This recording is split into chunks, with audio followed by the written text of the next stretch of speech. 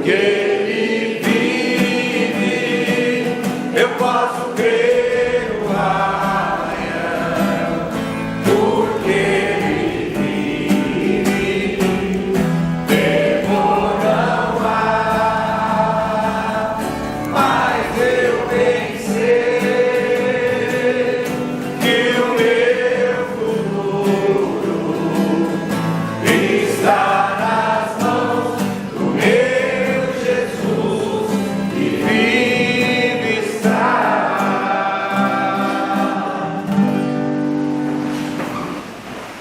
Bom dia, Shalom. Bom dia, Shalom, que alegria, né? Nós estarmos neste dia em peregrinação. Queremos agradecer a coordenação arquidiocesana, agradecer a Cléo e o Carlos aí que nos convidaram então para falar um pouquinho sobre Monsenhor, sobre o tema que nos deram, a liderança de Monsenhor Bernardo, né? Então nós já vimos lá com o Padre Silvio a liderança dos cristãos, né? Ou dos leigos, né? E agora a gente vai ver então um pouquinho, vocês que já conhecem, talvez algumas coisas não, mas a maioria das coisas vocês já conhecem, então vamos relembrar um pouquinho o nosso passado, a nossa liderança, né? Quando a gente fala em líder religioso, a primeira coisa que a gente vê é o que o Padre Silvio falou lá, né? A primeira coisa que a gente pensa é que ele tem que saber o caminho, ele tem que ensinar o caminho e ele tem que nos conduzir pelo caminho, né? Então, mais ou menos nessa esteira que eu gostaria de conversar com vocês um pouquinho sobre Monsenhor Bernardo, né? A liderança do Monsenhor Bernardo, ele sempre foi focada muito numa vida íntima com Nossa Senhora e com Jesus. Ele passava horas diante do sacrário, aos pés de Nossa Senhora, rezando, meditando. Então, quando as pessoas pensam no Monsenhor Bernardo, as pessoas que conviveram com ele, a primeira imagem que vem assim é o do Monsenhor ajoelhados aos pés de Nossa Senhora e diante do sacrário para aprender, né? Então, vem muito do que o Padre Silvio falou, né? Que se não for com a cabeça, que é Jesus, a liderança não acontece, né? A liderança religiosa, né? Muito bem, Monsenhor Bernardo também tinha muito forte uma frase no Evangelho que ele dizia assim, ó, o que mais agradava a ele no Evangelho, né? Que todos tenham vida, mas que tenham vida em abundância. E aí ele quis concretizar a palavra amor. Vocês lembram hoje de manhã lá na capela, o Padre Aparecido falou, né? Que se não tiver amor, as coisas não perduram, né? Podem até acontecer, mas ela não se enraiza, né? Então, até eu estava pensando assim, bem bacana, né? O que o Padre Aparecido e que o Padre Silvio falou se encaixa exatamente no que eu tinha imaginado aqui para falar com vocês. O Monsenhor Bernardo participou, aqui que a gente precisa ver a intensidade da liderança dele, até onde que quando a gente imagina Jesus Cristo, ele foi até as últimas consequências, né? Deu a vida por seus irmãos. Tem um testemunho de Monsenhor Bernardo que ele estava num congresso num encontro sacerdotal, e nesse encontro ele pediu a Nossa Senhora ardentemente que houvesse unidade com os sacerdotes. Como vocês sabem, ele também foi coordenador do clero, né? E ele pediu essa unidade. E nesse testemunho ele diz que para alcançar a essa graça, ele ofereceu a vida dele, né? Então a gente vê a grandiosidade de um líder cristão, que é doar a vida pelo irmão. É isso que nós aprendemos na nossa fé, né? E é isso exatamente, é o caminho que ele conhecia, né? Que depois a gente vai ver aqui que ele nos mostrou e que ele nos conduziu. O modelo de liderança de Monsenhor Bernardo, a gente já percebe no próprio ideal dele, né? Ele queria que os paroquianos dele formassem uma comunidade. Padre Silvio comentou sobre a questão do Concílio Vaticano II, que terminou em 1965. Para você ter uma ideia, então nós estamos falando aqui de 1969, porque 70 é o ano que Monsenhor Bernardo criou o movimento. Monsenhor Bernardo, ele foi um dos precursores na implantação das comunidades eclesiais de base em Curitiba.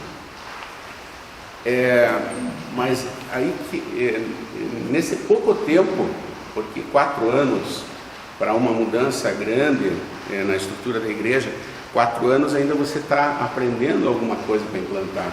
E nesse tão pouco tempo, ele percebeu que ele queria criar uma comunidade, mas ele não queria criar uma comunidade que tivesse ideologia, uma comunidade de interesses sociais, políticos e econômicos, que infelizmente as comunidades de base hoje são recheadas disso, né? A gente sabe, né? Ele queria criar uma comunidade, o ideal dele, uma comunidade de gente simples, sem títulos, que se tratassem como irmãos, incluindo a obediência ao Evangelho e as virtudes de Maria. Essa comunidade querida, pensada, inspirada por Monsenhor Bernardo, é o nosso querido Movimento Irmãos. Então, ele aproveitou o que ele aprendeu nessa criação de comunidades eclesiais, que de certa forma me parece que ele abandonou essa ideia, e ele cria então uma comunidade que fosse tratada, né, como gente simples, igual, sem títulos, que se tratassem com irmãos, se incluísse a obediência ao Evangelho e as virtudes de Maria. Esse ideal não era um desejo pessoal do Monsenhor em criar, mas uma necessidade. Era uma necessidade que ele via, ele percebia na sua comunidade. O padre Rivael colocou um aspecto ali que ele disse assim, que as pessoas não criam vínculo, não criam raiz na comunidade, vão aqui, vão lá. E é exatamente isso que estava acontecendo no santuário Nossa Senhora, na época paróquia, né? Nossa Senhora de Guadalupe. As pessoas até iam na missa, mas não tinham mais vínculo com os irmãos, né? Tem relatos aqui que diz assim também as pastorais, o movimento mariano em decadência, caindo, não tinha mais, né? Diz que chegava lá, tinha uma meia dúzia de senhores de mais idade, diz que chegavam até a dormir no banco. Então era essa a preocupação dele, ele via essa necessidade na comunidade dele e ele quis então criar uma comunidade que se tratasse de irmãos, que tivesse convivência, né? Então, e aí ele sabia dessa necessidade e ele, aos pés de Nossa Senhora, ele rezava muito intensamente. A gente imagina que Monsenhor ficou durante 4 horas, 2 horas nos pés de Nossa Senhora e teve inspiração. Não é bem assim, foram vários dias, vários meses, né, nos pés de Nossa Senhora para ele ter essa inspiração, né? Então aqui a gente já vê alguns aspectos da liderança de Monsenhor Bernardo. Ele era muito determinado, né? Ele não desistia, ele tinha um comprometimento, ele tinha uma devoção imensa a Nossa Senhora. Era Nossa Senhora de Guadalupe, que ele era devoto, Nossa Senhora de Guadalupe.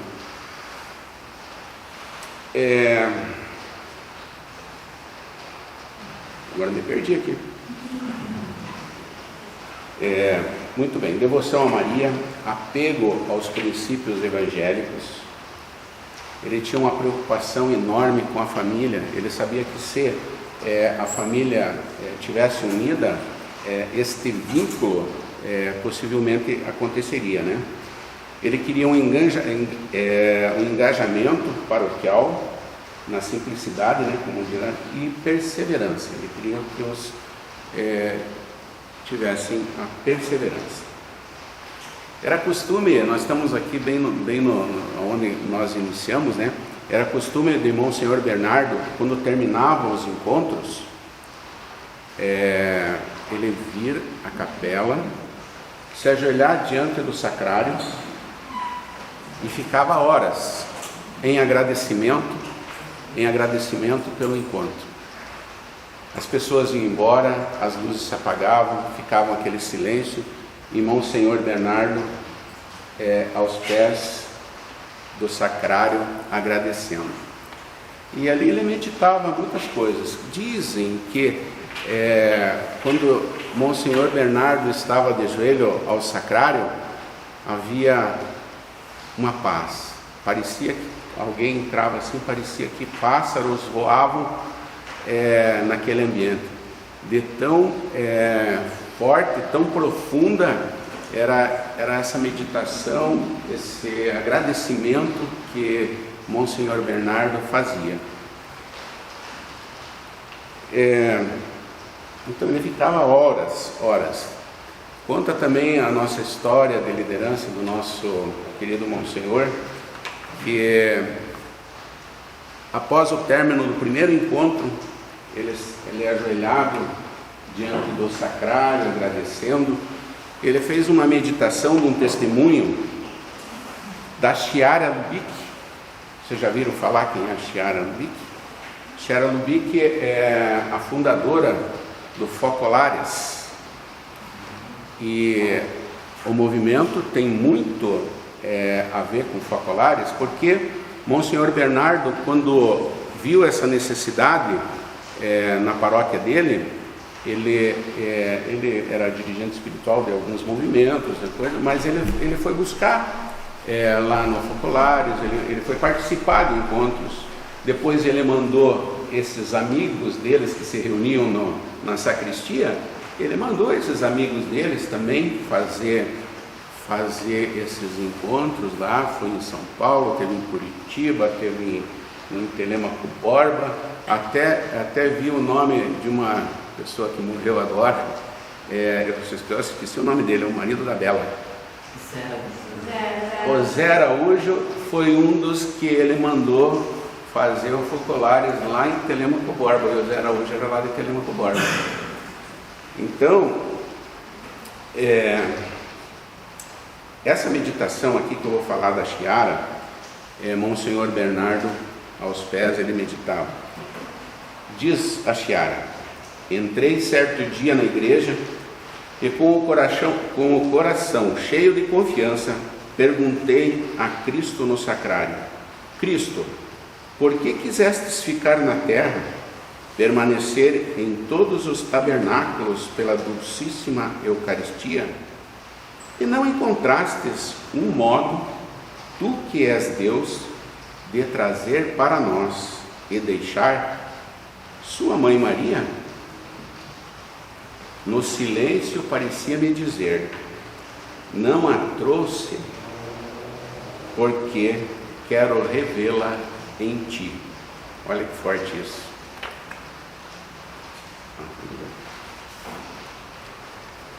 Ainda que não sejas imaculada, o meu amor te virginizará, e tu abrireis os braços e coração à humanidade que como outrora tem sede de Deus e de sua mãe. Resta-te agora lenir as dores e enxugar as lágrimas. Cante as ladainhas e procures espelhar-se nelas. Conta os relatos lá nos acervos do Movimento de Irmãos que depois dessa meditação nasceu a espiritualidade do Movimento de Irmãos. Como o senhor Bernardo queria ver as virtudes de Maria nas casas, junto aos irmãos, num código de honra. Nossa mãe é Maria. A ela dirigimos todo o nosso afeto, nossa devoção e nosso reconhecimento. Mas, se ela é nossa mãe, devemos nos assemelhar a ela e pelo menos um pouco, E como que nós fazemos isso? Ele dizia assim, todas as vezes que exigimos as coisas, nós temos que dar. Quando no lugar de nos exaltarmos, tentarmos sermos humildes, sem nos humilharmos. Quando soubermos calar, ouvir, agir, perdoar, amar, compreender, honrar, amparar, aceitar o próximo, apesar dos seus defeitos. Rir com os que se alegram, chorar com os que choram, para que a dor seja dividida e a felicidade aumentada. Isso é o que devemos fazer, reunir em nós as virtudes de Maria, e talvez com ela dar Jesus ao mundo. Vemos que é aqui que nasceu a espiritualidade do Movimento de Irmãos, né?